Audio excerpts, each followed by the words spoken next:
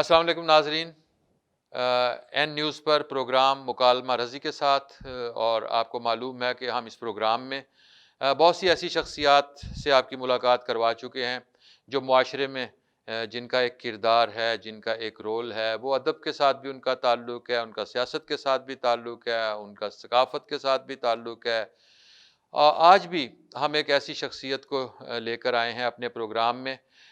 محترم شخصیت ہیں ہمارے لیے اور کسی تعارف کی محتاج نہیں ہیں۔ جی ناظرین، ہمارے آج کے مہمان ایک قدابر شخصیت، assistant advocate general Punjab Waseem Mumtaz صاحب، لیکن ان کی اور بھی بہت سی حیثیتیں ہیں۔ یہ تو ایک وہ عہدہ ہے جس پر فائز ہیں، لیکن بعض شخصیات عہدے کے بغیر بھی بہت اہم ہوتی ہیں۔ سو ان کا ایک حوالہ ماہر قانون ہونے کے ساتھ ساتھ لٹریچر ہے، پھر ایک حوالہ لٹریچر میں، پھر اس سے اگلا حوالہ اور سب سے معتبر حوالہ نعت ہے۔ سو ملتان میں نعت کے فروغ کے لیے جو سرگرمیاں ہو رہی ہیں، ہمارے دوست ہے کی حیثیت سے لٹریچر کے لیے جو خدمات سر انجام دے رہے ہیں، اور پھر اب اسسٹنٹ ایڈوکیٹ جنرل پنجاب کے عہدے پر فائز ہونے کے بعد وہ عوام کے لیے جو کام کر رہے ہیں، ہم ان موضوعات پر آج ان سے بات کریں گے۔ السلام علیکم وسیم ممتاز وعلیکم صاحب، السلام۔ آپ کو خوش آمدید کہتے ہیں آج کے پروگرام بہت میں۔ مہربانی، میں رضی بھائی آپ کا بہت شکر گزار ہوں کہ آپ نے اپنے اس وقی پروگرام میں مجھے کچھ کہنے کا موقع عطا فرمایا۔ محبت آپ کے لیے۔ اور وسیم بھائی، آپ کی شخصیت کو جب میں دیکھتا ہوں، آپ کا پروفائل جب ہم دیکھتے ہیں تو آپ کی پیدائش میلسی میں، ہاں جی۔ اس کے بعد آپ میلسی میں، لودھرا میں اور ان علاقوں میں آپ نے ابتدائی تعلیم، شجاع آباد میں یہاں ابتدائی تعلیم حاصل کی، اور پھر اس کے بعد آپ کی پہچان اور آپ کے والد، چونکہ آپ کا تعلق جو ہے ممتاز العیشی صاحب آپ کے والد اور ایک استاد شعراء میں ان کا شمار ہوتا ہے، اور وہ سول ناظر کے طور پر وہ فرائض انجام دے رہے تھے اس زمانے میں، اور جہاں جہاں پھر ان کا تبادلہ ہوا وہاں وہاں آپ بھی گئے۔ تو تھوڑا سا آپ کی ابتدائی زندگی کے بارے میں، کہ آپ نے میلسی کو کیسا پایا، مختصر دو دو تین تین جملوں میں میلسی، شجاع آباد اور یہاں جو ابتدائی اور تعلیم حاصل، بہاڑی وہاڑی، ہاں، جہاں جو آپ نے ابتدائی تعلیم حاصل کی۔ جی دیکھیں جی، بچپن کیونکہ میلسی میں گزرا ہے، جن دنوں میرے والد صاحب وہاں تھے تو وہ میلسی ادبی سرگرمیوں کا بڑا مرکز تھا۔ وہاں حشمت دہلوی، جگر اور بہت سے شعراء، نامور قدامى شعراء شعراء، تھے۔ وہ جناب وہاں رہتے تھے، اور ان دنوں آل پاکستان مشاعرے میرے والد صاحب نے وہاں کے سیاسی لوگوں کے ساتھ مل کر وہاں منعقد کرائے میلسی میں۔ مجھے یاد ہے میں اس وقت تیسری جماعت کا طالب علم تھا، تو میلسی میں جوش ملیح آبادی آئے، فیاض احمد فیض آئے، اور ایش فیروز پوری کیونکہ میرے والد صاحب کے استاد تھے، وہ کوئٹہ میں سیٹل وہ تھے، کوئٹہ سے آتے تھے۔ تو وہ ہر سردیوں میں ادھر آ جایا کرتے تھے کوئٹہ سے، تو یہاں جب وہ آتے تھے تو بڑی سرگرمیاں جو ہیں ظاہر ہے، ادبی وہ تیز ظاہر ہو ہے۔ جایا کرتی تھی، تو اس لیے مجھے بچپن سے ہی کچھ ایسا ماحول ملا۔ اچھا، آپ کے والد سول ناظر تھے؟ جی، اچھا، اس سول ناظر کی کیا؟ یہ سول ناظر دراصل ایک انتظامی پوسٹ ہے جو کورٹ کے تمام احکامات پر عمل درآمد کرانا اور ملازمین کی تنخواہیں اور ان کے بل وغیرہ پاس کرنا، ضلعی جو عدالتیں ہیں وہاں جو تعمیراتی کام ہوتا ہے اس کو دیکھنا، اس کا بجٹ پاس کرنا، یہ سول ناظر کا کام ہے۔ تو میرے والد صاحب نے اچھا، وہ بڑے دبنگ تھے اور ان کو ہم نے بھی دیکھا، وہ کلام اپنا سناتے تھے اور حافظہ بھی ان کا بلا کا تھا، اور پھر وہ بات کہنے سے بھی تو وہ ان کی جو ایک مرتبہ ان کو سبکدوش بھی کیا گیا تھا، جہاں انہیں سزا بھی انہیں ملی تھی، معطل معطل کیا گیا معطل تھا، کیا گیا تھا۔ اور وہ ایک شعر انہوں نے کہا 1971 کی غالباً بات ہے کہ باطل و حق ملک کے قانون میں مخلوط ہے، اب یہاں ابلیس کا پنجہ بہت مضبوط ہے۔ اس شعر کی پیدائش میں انہیں معطل کر دیا گیا۔ بعد میں جو ان کے حق میں فیصلہ آیا اس وقت کے ہائی کورٹ کے جو چیف جسٹس تھے انہوں نے کہا کہ شاعر خواہ کسی عہدے پر ہو اس کی سوچ پر قدغن نہیں لگایا پابندی نہیں لگائی جا سکتی۔ Yes. تو یہ ایک لحاظ سے انہیں اس حوالے سے فائدہ بھی ہوا اچھا، کہ وہ آپ نے پھر ابتدائی جو آپ کے قانون، آپ پھر خود بھی قانون کے ساتھ اور لاء کے ساتھ وابستہ ہو گئے، اور آپ نے بہت کم عمری میں پریکٹس اپنے والد کے ساتھ سیکھا اور اس طرح آئے، تو آپ کب سے میرا وکالت میں آئے؟ میں 79 میں ویسے آیا تھا بار میں، میرا لائسنس 1 جنوری 1980 کو آیا ہے، ہاں جی، بطور وکیل کے۔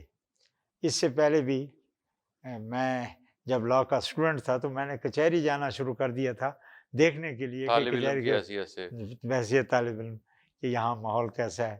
جیسے وہ انٹرنشپ کا لفظ استعمال کرتے۔ ریٹرنشپ تو میں نے 79 میں کی ہے، لیکن کیونکہ سیاست سے اس وقت بھی تعلق تھا، میں ایک اسٹوڈنٹ تنظیم کا مرکزی صدر رہا، تو وہ ہمیں کچھ دوستوں سے ملنے کے لیے بار بار ضلع کچہری جانا پڑتا تھا اور انہیں دیکھنے کا موقع ملتا تھا۔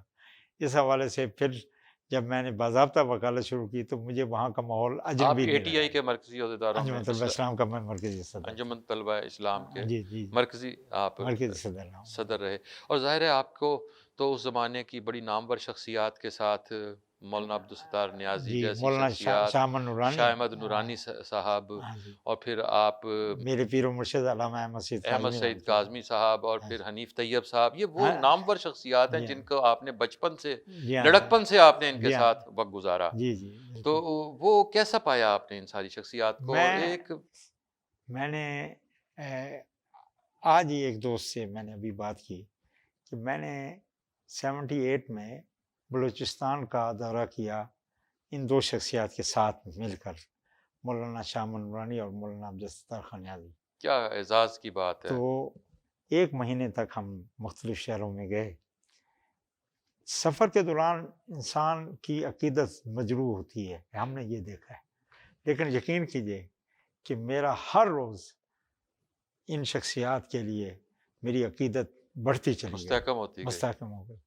وہ جس طرح ان کا ظاہر تھا اسی طرح باطن تھا، بلکہ باطن ان کا ظاہر سے بھی بہتر تھا وہ۔ اور میں نے اپنی زندگی میں ان ہستیوں کو قریب سے دیکھا ہے تو مجھے جینے کی آرزو پیدا ہوئی ہے کہ ایسے لوگوں کے ساتھ کیونکہ رہیں، اللہ ہمیں بھی اس جیسا، ان جیسا اچھا وسیم بھائی، یہ 78 کی آپ بات کر رہے ہیں، جی 1978 کی بات کر رہے ہیں جی، وہی زمانہ ہے ملتان میں سنی کانفرنس ہوئی تھی، سنی کانفرنس ہوئی تھی۔ 78 میں ہوئی جی تھی، جی جی اور وہ قلعہ قاسم باغ پر، مجھے جی یاد ہے جی جی کہ ہم اس زمانے میں 8ویں جماعت میں پڑھتے تھے، اور اس زمانے کی وہ بڑی خبر تھی، اور ہم حیرت سے دیکھتے تھے۔ ہم اس زمانے میں اتنا متحرک نہیں تھے، نہ ہمیں اجازت تھی کہ ہم قلعے تک جا سکیں یا باہر نکل سکیں، لیکن ہم وہ اخبارات میں دیکھتے تھے کہ ملتان میں ایک ایسے تھا جیسے جشن کا سماں ہے۔ اس وقت ملتان کا جو اخبار تھا روزنامہ امروز،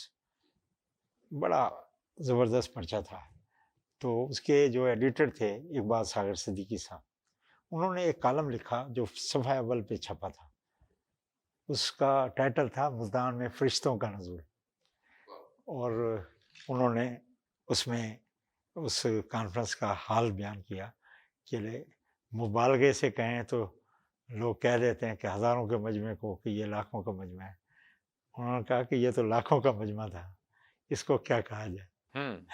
ہاں یعنی بالکل، یعنی کہ اس کو آپ اس کو کتنا ایگزیجریٹ کر سکتے ہیں، جو ہے ہی لاکھوں کا مجمع۔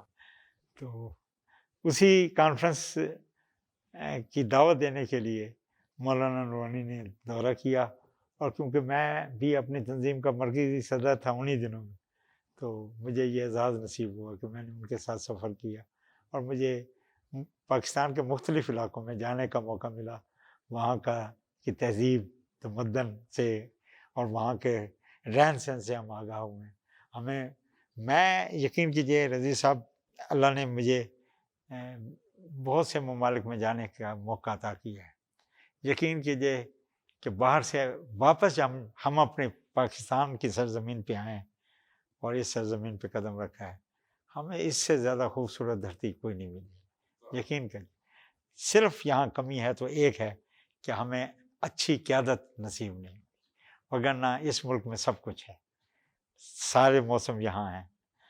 بعض ملک ایسے ہیں جہاں دریا نہیں ہے، ہمارے ملک میں دریا بھی ہیں، سمندر بھی ہے، چاروں موسم ایک ہی بعض جگہ ہوتا صرف ہے۔ ریگستان ہے، بعض ہاں جی، جگہ صرف پہاڑ ہیں۔ پہاڑ ہے، یہ یعنی بڑا عظیم ملک ہے اس حوالے سے۔ تو اللہ اسے سلامت رکھے ہم، اور اللہ اسے جس طرح نام پاکستان ہے، پاکستان کے نام کے پاسدار حکمران بھی عطا کر۔ وسیم بھائی آپ کے ساتھ گفتگو جاری رکھیں گے۔ ناظرین، ہم ایک بریک پر جا رہے ہیں۔ بریک سے واپسی پر اسی پروگرام میں وسیم ممتاز صاحب کے ساتھ مزید گفتگو ہوگی، ہمارے ساتھ رہیے گا۔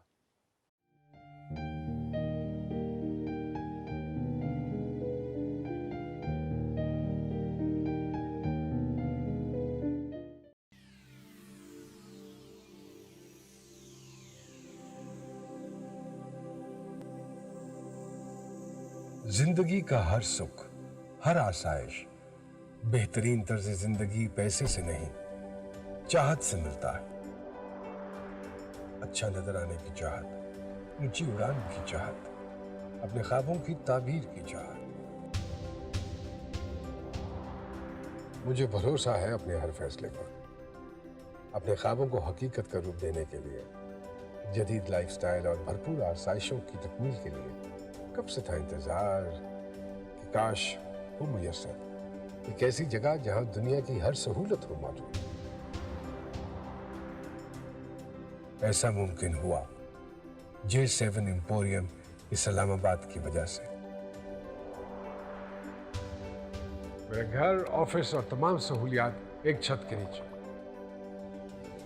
جدید آرکیٹیکٹ اور بین الاقوامی طرز تعمیر کا شاہکار 26 منزلہ کارپوریٹ ٹاور، کمرشل مال اور ریزیڈینشل اپارٹمنٹس B17 اسلام آباد کی پرائم لوکیشن پر موجود، موٹر وے، جی ٹی روڈ اور سی پیک کے سنگم پر واقع پاکستان کا میگا پروجیکٹ، پاکستان کا پہلا sky walk bridge and highest cafe, جہاں سے ہوتا ہے مارگلا کی پہاڑیوں کا دلکش نظارہ۔ 3 منزلہ سمارٹ کار پارکنگ کے ذریعے اپنی گاڑی کو پارک کریں۔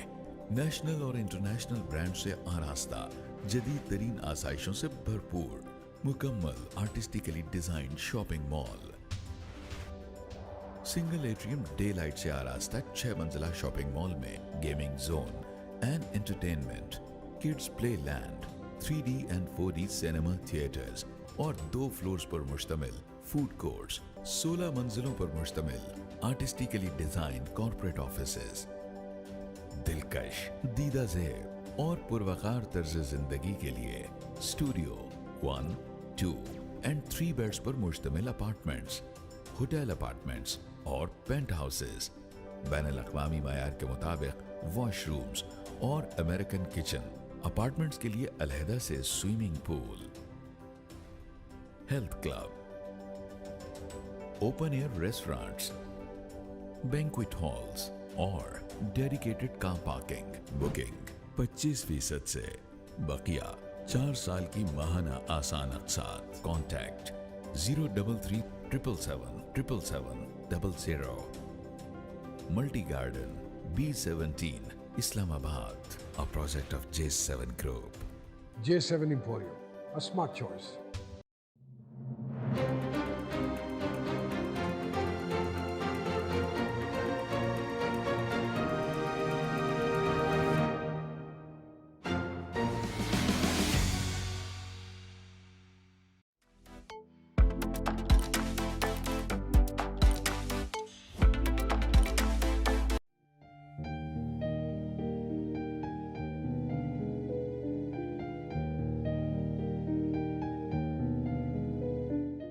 ویلکم بیک ناظرین، این نیوز پر پروگرام مکالمہ رضی کے ساتھ، اور مکالمہ ہو رہا ہے وسیم ممتاز صاحب کے ساتھ، assistant advocate general Punjab. Waseem بھائی، ایک بڑا شاندار لطیفہ ہے، پہلے میں آپ کو آپ اس شخصیت کو بھی جانتے ہیں، ملتان کی ایک شخصیت ہیں، انہوں نے ان کے بارے میں ان کا ایک لطیفہ مشہور ہے کہ انہوں نے کہا کہ صحیح علامہ اقبال جڑے ہیں انہاں کو تو سردہ خطاب ملا ہی تے ساکو جڑا لیٹر آیا اندر ڈیئر سردہ خطاب ہے. تو میں یہ کہتا ہوں کہ اچھا لوگ جو ہے وہ جرنیل کی بات کرتے ہیں کہ جی جنرل ٹھیک ہے نا. تو بھائی اسسٹنٹ ایڈوکیٹ جنرل یہ بھی تو کہ ہمارے لیے تو جنرل ہی آپ ہے. کو ایک لطیفہ میں بھی سناتا ہوں اسی حوالے سے. ایک اسسٹنٹ ایڈوکیٹ جنرل بار میں آئے بڑے کروفر کے ساتھ کہ میں آپ بڑے عہدے پر ہوں. تو ایک سینئر ایڈوکیٹ انہیں ملے, انہوں نے کہا آپ کے ساتھ کیا بنی؟ انہوں نے کہا کیا بنی؟ تو وہ تو بڑے کرفر میں تھے, کہنے لگے ہم نے تو یہاں سے آپ کو ایڈوکیٹ بنا کر بھیجا تھا, یہ کیا ہوا آپ اسسٹنٹ ایڈوکیٹ؟ ہاں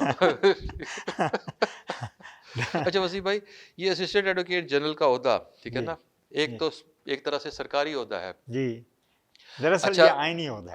آئینی عہدہ بھی ہے اور سرکاری عہدہ ہاں بھی ہے. اچھا اس میں جو ایک اس قسم کے جو عہدے ہوتے ہیں, اٹارنی جنرل ہوتا ہے یا اسسٹنٹ ایڈوکیٹ جنرل ہوتا ہے یا اور جو بھی لوگ ہوتے ہیں جنہوں نے حکومت کے ساتھ حکومت کے بہت سارے کیسز کو دیکھنا ہوتا ہے, ان کی نمائندگی کرنی ہوتی ہے, ان پر یہ الزام آتا ہے کہ یہ حکومت کے چہیتے ہیں اور حکومت جو ہے وہ اپنے لوگوں کو جو ہے یہ عہدے دیتی ہے. اچھا ہم یہ دیکھتے ہیں کہ آپ حکومت کے چہیتے بھی نہیں ہیں اور آپ کے پاس یہ عہدہ بھی ہے. اب حکومت کا چہیتا نہ بھی ہو اور وہ ڈٹ کر بہت سارے معاملات میں حکومت کے فیصلوں پر تنقید بھی کر رہا ہو, اور وہ ایک ایسے عہدے پر, وہ مشکل کیا پیش آتی ہے اس میں؟ نہیں, بات یہ ہے کہ مشکل کوئی پیش نہیں آتی, کوئی اگر صرف اپنے ضمیر کو سامنے رکھے. گزارش یہ ہے کہ یہ جو اسسٹنٹ ایڈوکیٹ جنرل کا عہدہ یا ایڈوکیٹ جنرل کا عہدہ, یہ آئینی ہوتے ہیں. ہم نے کورٹ کو اسسٹ کرنا ہوتا ہے.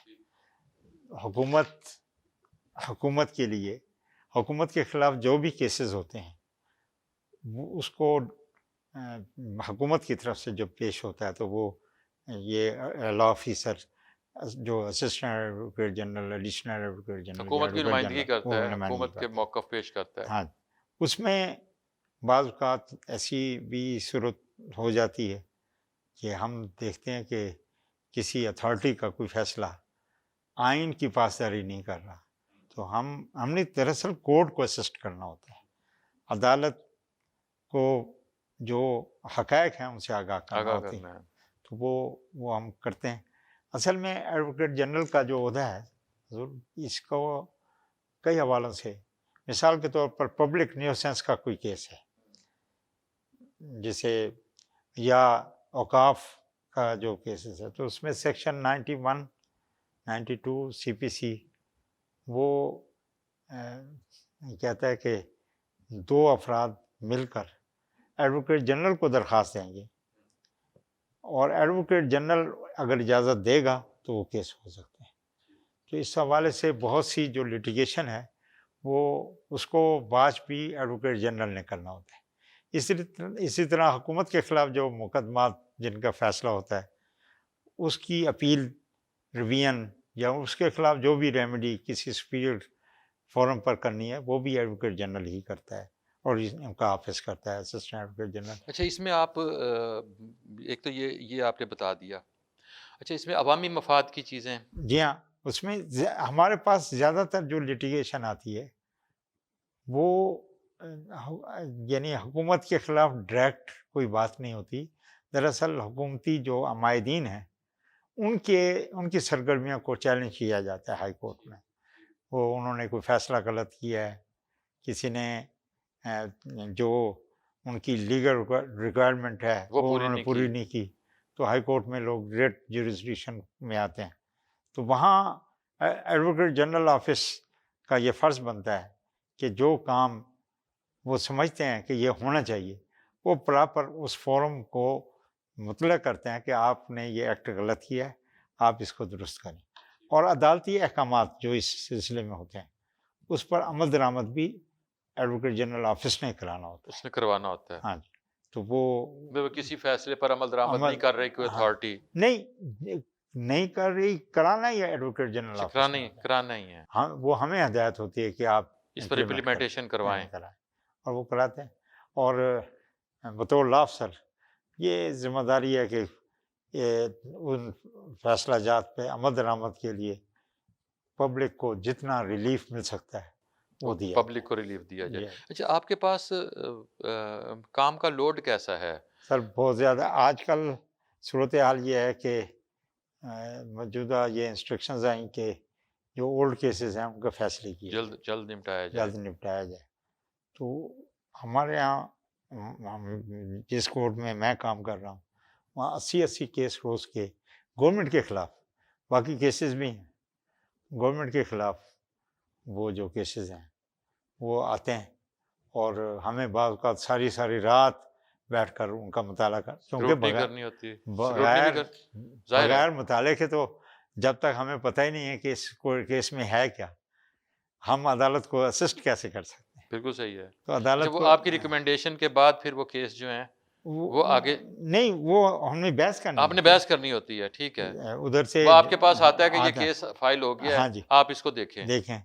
اور نہیں، اب تو پرانے کیسز ہیں جی، پرانے ہیں. پہلے اصل میں جو کیس ہے نا اس کی صورتحال یہ ہوتی ہے کہ شروع جب کیس دائر ہوتا ہے تو اسے اس دن یا اس سے اگلے دن اس پر ابتدائی بحث ہوتی ہے. عدالت یہ دیکھتی ہے کہ کیا یہ سماعت کے قابل ہے یا نہیں ہے.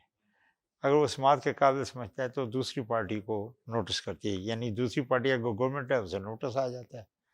تو پھر جب وہ کیس لگتا ہے تو پھر مکمل بحث ہوتی ہے اس میں. کیس آپ کے پاس اب وسیم بھائی آج کل کون سا سال چل رہا ہے جو آپ کہتے ہیں پرانے کیسز ہیں؟ ہاں جی، آپ کون سے سال کے آج کل 2010 سے پہلے کے جو کیسز ہیں وہ تو ہر صورت میں وہ کہتے ہیں کہ یہ نکالے جائیں تیزی کے ساتھ. اور وہ اولڈ کیسز اتفاق یہ ہے ہمارے یہاں میرا 1983 میں لائسنس آیا تھا ہائی کورٹ کا، تو ہم دیکھتے ہیں کہ 11:30 بجے کے بعد جب وقفہ ہوتا ہے تو اکثر جج صاحبان لیفٹ اوور کر دیتے ہیں، یعنی غیر معینہ مدت کے لیے وہ کیس ملتوی ہو گیا. اب ایسا نہیں ہو رہا، اب کیسز کی باضابطہ انہوں نے کیٹیگریز بنا دی ہیں کہ یعنی فریش کیسز، ریگولر کیسز اور اولڈ کیسز کو وہ ضرور سن رہے ہیں. باقی کیسز میں ویسے لیفٹ اوور کا اب میں گزشتہ 3 ماہ سے دیکھ رہا ہوں کہ کوئی ٹینڈنسی ختم ہو گئی. تو 2010 شام کو 5 بجے سے کے بعد تک جج صاحبان بیٹھے رہتے ہیں.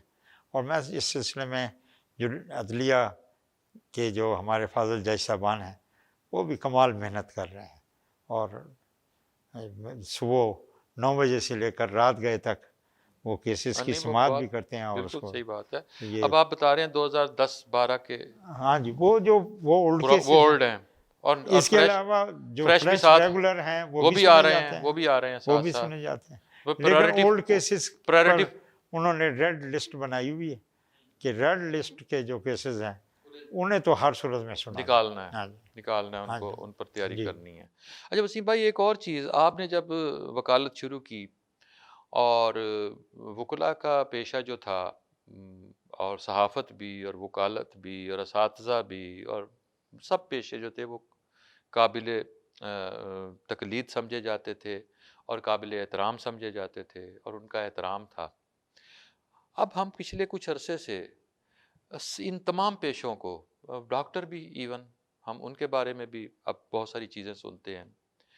اور وکلاء کے جو ایک ہم دیکھتے ہیں وکلاء گردی کا ایک لفظ آپ نے دیکھا. یہ تو معذرت سے عرض کروں گا، یہ وکلاء گردی والی بات جو ہے نا، یہ تو کچھ ایسے میڈیا کے ہمارے فاضل ارکان جنہیں جو وکلاء گزیدہ تھے، یعنی وکلاء نے ان کی بات نہیں مانی تو انہوں نے انتقاماً یہ لفظ انٹروڈیوس کرایا वकला गर्दी वाली बात जो है, अच्छा चलें, अच्छा वो नहीं, वो मान गया मैं कि वो इंतकामन लफ्ज़, लेकिन एक कुछ चीज़ें तो हम देखते हैं ना कि आप अस्पताल पे वकला का हमला लाहौर में हुआ था, इस किस्म के जो चीज़ें देखें जी, होती हैं, वो भी मुल्तान में भी हम बहुत सारी चीज़ें वो देख, भी हजूर मैनेज किया गया था। अब इसके मैं क्योंकि ताकतवर लोग उसमें शामिल थे। एक मेरा मनसब इजाज़त नहीं देता कि मैं उन हक़ाइक़ की तरफ से उनसे पर्दा उठाऊँ। वरना देखें जी, वो जो हस्पताल का मामला था, उसमें कोई बार का ओहदेदार, कोई सीनियर एडवोकेट, देखें जी जो लीड करने वाले लोग हैं, वो तो शामिल नहीं थे। अब वो क्यों हुआ, कैसे हुआ, वो इस वैसे इस भी जिसे कहते हैं कि इसके पसे पर्दा कोई खखल कुछ और मामलात थे। थे जो बस अब क्या कहें उसमें। वसीम भाई आपके साथ मज़ीद गुफ्तगू जारी रखते हैं। नाज़रीन, प्रोग्राम एन न्यूज़ पर मुकालमा रज़ी के साथ, और हम एक वक्फ़े पर जा रहे हैं। वक्फ़े के बाद कुछ और बहुत सारी दिलचस्प बातें करनी हैं। वसीम मुमताज़ साहब के साथ हमारे साथ रहिएगा।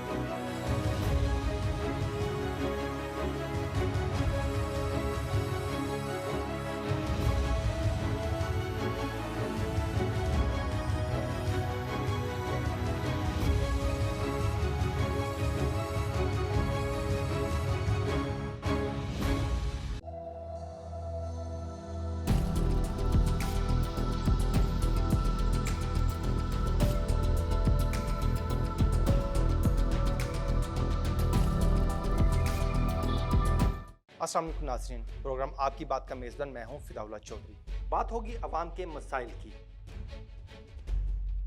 बात होगी सेहत के हवाले से मौजूद सहूलियात और बढ़ते हुए अमराज की। आपकी ओपीडीज बंद हो जाती हैं, पेशेंट सफ़र कर रहा होता है। गवर्नमेंट जब इस तरह करेगी तो डॉक्टर स्टूडेंट्स फ्रस्ट्रेशन में आके एहतजाज का दायरा कार भी हम वसी कर देंगे। करेंगे बात तरक्याती मंसूबों की, अवाम के मसाइल पहुँचाएंगे ईवानों तक। पाकिस्तान ज़्यादा जो टैक्स पे करने वाली कंट्रीज़ में शामिल होता है। तो जिन मुल्कों में इतनी हैवी टैक्सेशन ली जा सकती है, free education, free health services, ये सारी चीज़ें मिल रही होती हैं। इंडस्ट्री के मसाइल को लाएंगे ज़ेरे बहस। बात होगी ज़राअत के शोबे से मुंसलिक अफराद से। आटा जिसको हम आम जुबान में कहते हैं, कि उसके अंदर क्या कमी होती है। हमारे यहाँ डाइट्री डाइवर्सिटी जो है वो नहीं है, मुख्तलिफ अक़साम की खुराक नहीं खाई जाती। एन न्यूज़ HD पर देखते रहिए प्रोग्राम आपकी बात, जुमा और हफ्ता रात 8 बजे।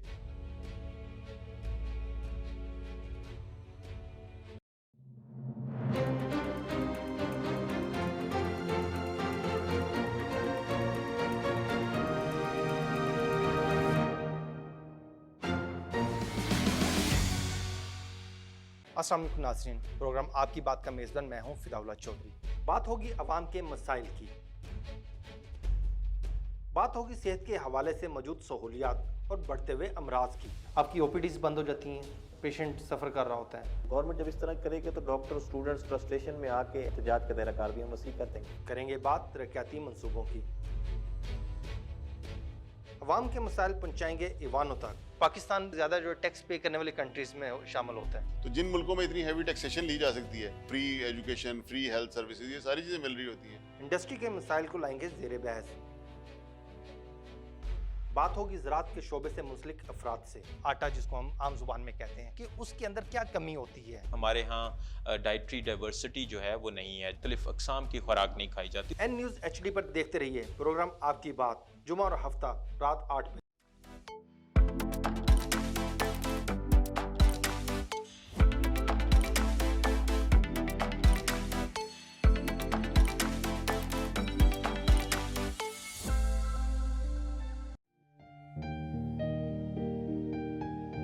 वेलकम बैक नाजरीन। प्रोग्राम एन न्यूज़ पर मुकालमा रज़ी के साथ, और मुकालमा हो रहा है वसीम मुमताज़ साहब के साथ, असिस्टेंट एडवोकेट जनरल पंजाब। और वकला गर्दी पर वो कहते थे मैंने बात नहीं करनी, ये हम सहाफ़ियों की बात है। हम अब इस सारे टॉपिक को ही छोड़ देते हैं। आखिर वसीम भाई हमारे दोस्त हैं। वसीम भाई, ٹاپک ہی چھوڑ دیا میں نے, آپ حکم کریں, ہم آپ کے ساتھ ہیں. نہیں جی, اچھا وسیم بھائی ایک بات دیکھیں ہے, آپ دیکھیں اگر یہ بتائیں کہ وکلا گردی ہوتی آپ ٹاپک چھوڑ سکتے اچھا تھے؟ نہیں میں چھوڑ دیتا ہوں آپ کے لیے, تو آپ ہمارے لیے بہت کچھ چھوڑ دیتے ہیں, ہم آپ کے لیے. وسیم بھائی کے ساتھ میرا ایک تعلق جو ہے جی وہ یہ وہ میری زندگی ایسا کا ہے, اثاثہ وہ ہے. ایک ہمارا اثاثہ ہے, اور وہ کسی پروگرام کے میں لیے, کسی سمجھتا ہوں چھوٹے سے معاملے کے لیے ہم نے.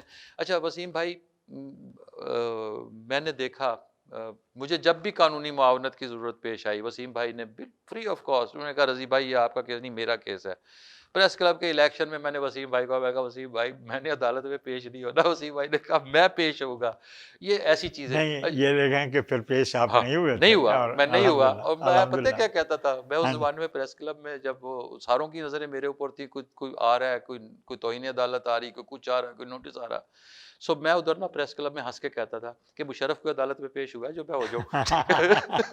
اچھا وسیم بھائی, یہ اب آپ سے نا ہم لٹریچر پر بات کرتے ہیں, جو آپ کی اصل پہچان ہے, اور جس پہ جو اس سب سے زیادہ قابل تکریم ہے کہ آپ کا حرف کے ساتھ تعلق ہے, اور اس خاندان کے ساتھ تعلق ہے جس نے ملتان میں نعت کے فروغ کے لیے, ادب کے فروغ کے لیے, ادبی بیٹھکوں کے فروغ کے لیے, آپ نے بہت بچپن سے اپنے گھر میں بہت سارے بالکل شخصیات کو دیکھا, بالکل دیکھا اپنے والد صاحب کے ساتھ مشاعروں میں دیکھا آپ نے, جیسے ابھی آپ بتا رہے تھے جوش ملی آبادی وغیرہ ہے.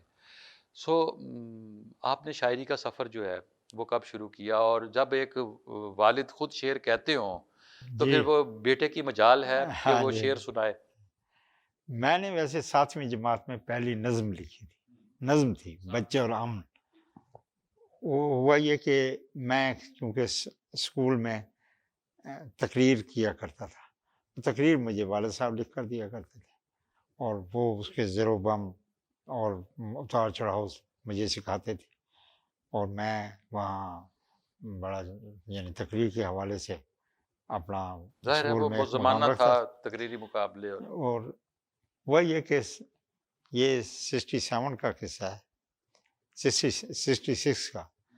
میں 7ویں جماعت کا طالب علم تھا, تو میرے والد صاحب عمرے پر گئے ہوئے تھے, تو میں تقریر لکھوانے کے لیے اپنے استاد کے پاس گیا.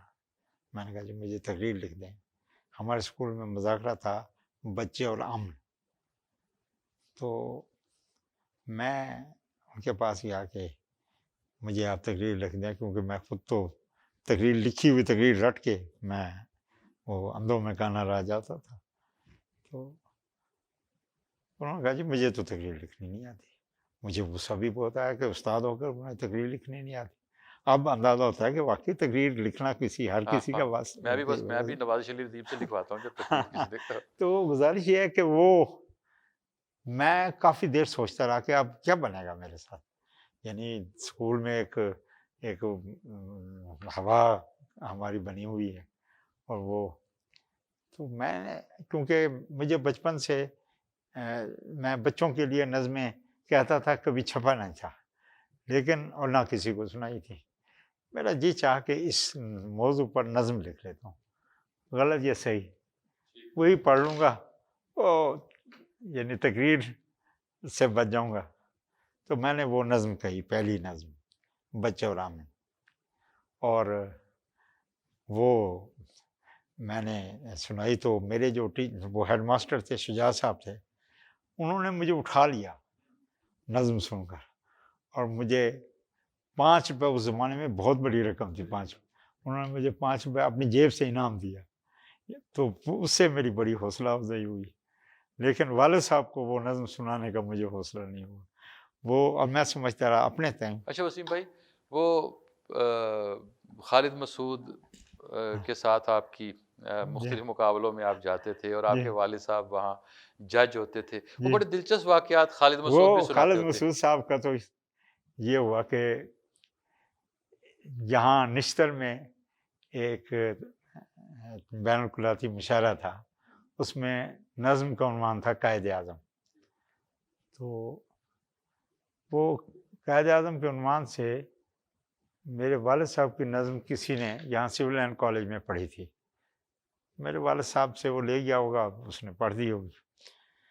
اب وہ نظم خالد مسعود کے پاس تھی, نشتر کالج کے مشاعرے میں ایک صاحب نے وہ نظم پڑھنا شروع کی کہ وہ شہر جا رہے سنبل و ریحان و لالا تھا. وہ جناب انہوں نے جو ہی شروع کی خالد مسعود کھڑے ہو گئے پیچھے کرسی پہ, انہوں نے اگلا مصرع پڑھ دیا. پھر وہ اگلا مصرع پڑھے, انہوں نے اس سے اگلا مصرع. تو میرے والد صاحب نے اسے کہا خالد مسعود اس نے تو زیادتی کی ہے اور تو باز آئی. تو یہ جناب ویسے کالجز میں سمجھتا ہوں اسٹوڈنٹ یونینس ایک بہت بڑا ہماری انسٹیٹیوشن تھے, اس کو بند ختم کر کے بہت زیادتی ہوئی. دیکھیں جی آپ دیکھیں بہت بڑے بڑے شاعر وہ ان بین الاقوامی مشاعروں کی وجہ سے شاعر بنے. مجھے یاد ہے میرا چھوٹا بھائی ہے عباس تابش, اور جب میں انہیں اپنے والد صاحب کے پاس لے آیا, سہیوال میں اس وقت پڑھتے تھے, تو اس کے میں نے دیکھا کہ اس شخص میں شعری صلاحیتیں ہیں لیکن اس کو پالش کرنے کی ضرورت ہے. تو لے کر آیا تو اس وقت وہ یعنی اس کی شاعری ایسی نہیں تھی, لیکن جب اساتذہ کے ہاتھ لگے تو آپ دیکھیں وہ ہم بھی حصہ لیتے رہے. قمر رضا شہزاد حصہ لیتے رہے بین الاقوالیاتی مشاعروں میں. ہم نے سول لائنس کالج کے مشاعروں میں حصہ لیا. جاوید علی سید ججز میں شامل تھے. میرے والد صاحب بھی وہاں اکثر جج ہوتے ہیں. ہاں اکثر جج ہوتے. اچھا اب یہ سارا سلسلہ جو ختم کیا گیا اور اس کے نتیجے میں اچھا پھر پولیٹکس میں بھی تو اسٹوڈنٹس یونینز کا رول تھا. اسٹوڈنٹ یونینز سے فارغ التحصیل لوگ آج بھی جاوید ہاشمی, شیخ رشید, جہانگیر بدر, حنیف طیب, یہ سب اسٹوڈنٹ پالیٹکس سے نکلے ہوئے لوگ ہیں. اور وہ ایک نرسری تھی تو اس کو بند کر کے انہوں نے بڑی زیادتی کی ہے. وہ اس کو بحال ہونا چاہیے. دیکھیں جی اگر اسٹوڈنٹ یونین کے خاتمے کے بعد کالجوں میں تشدد نہیں ہوا بلکہ قتل ہوئے ہیں, اساتذہ قتل ہوئے ہیں بعد میں. اسٹوڈنٹ تنظیمیں تو کردار سازی کیا کرتی تھیں. میں نے ایک ہائی کورٹ بار کا الیکشن تھا, ایک سیاسی شخصیت ہماری بار کے پریزیڈنٹ کا الیکشن لڑ رہے تھے, تو میں نے اپنے دوستوں سے کہا کہ میں تو انہیں ووٹ دوں گا. انہوں نے کہا جی آپ کا تو ان سے نظریاتی اختلاف. میں نے کہا ہوتا رہے, ان کی تربیت ایک طالب علم تنظیم سے ہوئی ہے اور بطور صدر ایک کالج کے ہم انہیں دیکھ چکے ہیں, اس لیے یہ بہتر انداز میں بار کو بھی چلائیں. اور وہی ہوا, بار کے صدر بنے ان کا کردار. وسیم بھائی اب ہم ادبی تنظیموں کی جانب آتے ہیں, اور آپ نے والد صاحب نے آپ کے ہاں سے میرے دادا جی بھی وہ شاعر تھے, اور وہ دہلی میں ریلوے میں ایک اچھی پوسٹ پر تھے, اور اس وقت ایڈیشنل سیکرٹری تھے اسد ملتانی. علامہ اسد ملتانی ان کے ساتھ رہتے تھے. میرے دادا جان انہی کے شاگرد تھے, اور اس وقت آل انڈیا مشاعرے وہ کراتے تھے, تو وہ اس کی رودات سنایا کرتے تھے. بچپن میں مجھے بہت زیادہ فائدہ ہوا ایش صاحب کے سردیوں میں ملتان آنے, کیونکہ وہ حقہ پیتے تھے, اور میرے والد صاحب مجھے اسکول سے چھٹی کرا دیا کرتے تھے کہ میرے استاد کا حقہ جو ہے یہ ٹھنڈا نہیں ہونا چاہیے. تو ان دنوں جب ایسا ملتان آتے تھے تو بڑے بڑے لوگ طفیل ہوشیارپوری, کلیم عثمانی, یہ ایسے لوگ, بشیر لاہوری, یہ آتے تھے اور ہاں پہروں وہ شعر و سخن کی محفلیں. وسیم بھائی اب میں ردیفیہ مشاعروں کی جانب آتا ہوں, کیونکہ پروگرام کے اختتامی لمحات ہیں. ہم نے ردیفیہ مشاعرے پر تھوڑی سی بات کریں گے کہ ردیفیہ مشاعروں کو آپ نے ملتان میں ایک تسلسل کے ساتھ انٹروڈیوس کرایا, اور اس میں آپ کے ساتھ منصور ملتانی صاحب تھے, عارف منصور کے نام سے پھر وہ جانے گئے, اور بہت سارے لوگ تھے, آسی کرناٹی تھے. یہ سلسلہ شروع کیا ہوا ہے دبستان وارثیہ کراچی میں. جب عارف منصور صاحب ملتان میں بطور کمانڈنٹ ایئرپورٹ آئے ASF کے, تو ان کا ٹرانسفر ہوا, تو انہوں نے دبستان وارثیہ کے ان مشاعروں کو ملتان میں رائج کیا. جب ان کا ٹرانسفر ہوا تو ظاہر ہے اس کے بعد ایک مرتبہ مشتاق کھوکھر صاحب نے اس سلسلے کو قائم رکھتے ہوئے ایک مشاعرہ کرایا، تو میں نے دیکھا کہ اس میں چند لوگ بیٹھے ہوئے تھے۔ میں جو یہ مشاعرہ اپنے غریب خانے پہ کراتا ہوں، اپنے والد صاحب کی پہلی برسی سے شروع کیا تھا۔ 1991 میں میرے والد صاحب کی پہلی برسی تھی، اس وقت میں غیر ترین مشاعرے کرایا کرتا تھا۔ تو میں نے سوچا کہ یار یہ ایک اچھا سلسلہ ہے، اس کو جاری رہنا چاہیے۔ تو یہ 2003 میں ہم نے اس کو اپنا لیا، اور اس وقت سے 2003 سے لے کر اب تک ہم مسلسل ہر سال یہ ردیفی مشاعرہ کراتے ہیں۔ کوئی ایک ردیف دے دی جاتی ہے اور پورے ملک سے شاعرہ کم و بیش 20 سال ہونے والے ہیں اب، جی 20 سال کے قریب 19 سال ہو گئے تقریباً 20 سال، 2 اشرے ہو گئے، تو اور ان کی کتاب بھی شائع ہوتی ہے۔ ہر سال وہ جو لوگ کہہ کے آتے ہیں وہ کتابی شکل میں آ جاتے ہیں۔ وسیم بھائی، پروگرام کے اختتام پر آپ سے ایک پیغام، اور پھر آخر میں آپ سے ہم آپ کی کوئی غزل یا نظم سنیں گے، اور ناظرین کے لیے آپ کیا پیغام دینا چاہیں گے؟ بس جی، پہلے تو میں این ٹی وی کے اجراء پر، این نیوز کے اجراء پر مبارکباد پیش کرتا ہوں، جس میں آپ جیسی معتبر شخصیات موجود ہوں۔ یقیناً وہ بہت اچھا چینل ہوگا، اور اس کی کامیابی کے لیے دعا گو ہوں۔ صورتحال یہ ہے کہ اس وقت ملک عزیز کو ایک بات کی ضرورت ہے کہ ہم اپنے قول و فعل کے تضادات کو دور کریں، جو سوچتے ہیں اور اس پر عمل کرنے کی کوشش کریں۔ اے صبح میرے دیس میں تو آ کے رہے گی، روکیں گے تجھے شب کے طلبگار کہاں تک۔ بہت اچھا، غزل عطا کیجئے یا نظم، جو بھی آپ۔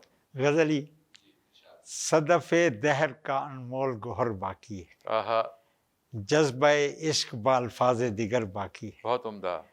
تاب دل باقی ہے اور سوز جگر جگر باقی ہے، شہر احساس میں جلتا ہوا گھر ہر باقی بات ہے۔ اس قدر سہل نہیں منزل جانا کا حصول، اس قدر سہل نہیں منزل جانا کا حصول، ابھی اس راہ میں مقتل کا سفر بھائی، باقی کیا ہے۔ بات ہے، کیا بات۔ سوختہ جان کو کریدو گے تو جل جاؤ گے، راہ کی طے میں نہاں دل کا شرر باقی کیا ہے۔ بات ہے۔ اور شب ہجراں کے اندھیروں میں شعاع امید، صورت مطلع انوار سحر باقی۔ بہت اچھا۔ اور یہ شعر دیکھیں کہ وقت کی اونچی فصیلوں پہ صلیبوں کی نمود، وقت کی اونچی فصیلوں پہ صلیبوں کی نمود، یہ وہ منظر ہے جو تا حد حد نظر نظر باقی، میرا پسندیدہ شعر ہے۔ وقت کی اونچی فصیلوں پہ صلیبوں کی نمود، یہ وہ منظر ہے جو تا حد نظر باقی ہے۔ اس فنا کو ہے ازل ہی سے بقا سے نسبت، میں جو فانی ہوں تو کیا تو مگر باقی۔ کیا بات ہے۔ اور جو فرشتوں کے لیے لائق سجدہ تھی کبھی، کیا کہیں اب بھی وہ توقیر بشر باقی؟ بہت اچھے۔ چمنستان تمنا ہے خزاں دیدہ مگر، نخل امید پہ ایک تازہ ثمر باقی۔ اور کچھ بھی نہ صحیح شہر تمنا میں وسیم، غم کی دہلیز پہ احساس کا سر باقی۔ بہت اعلیٰ۔ وسیم بھائی، آپ کا بہت شکریہ، آپ ہمارے پروگرام میں تشریف لائے، میں بھی اور بار آپ دیگر نے آپ کا شکریہ ادا کرتا ہوں۔ آپ کی صحت اور سلامتی کے لیے ہمیشہ ہم دعا اللہ گو آپ رہیں کو گے۔ بھی سلامت ناظرین، رکھے۔ پروگرام مکالمہ رضی کے ساتھ این نیوز پر آپ نے آج ہماری مہمان شخصیت assistant advocate general Punjab Waseem Mumtaz, اور ان کے ساتھ گفتگو میں آپ نے دیکھا کہ ان کی شخصیت کے کتنے پہلو ہیں، کہ ہمارے پاس وقت کم رہ گیا اور ہم ان سے بہت سی باتیں جو ہیں وہ ان سے ابھی نہیں سن سکے۔ جو میں جانتا ہوں، بہت سے قصے میں نے سنے، میں سننا چاہتا تھا لیکن وقت ختم ہو گیا۔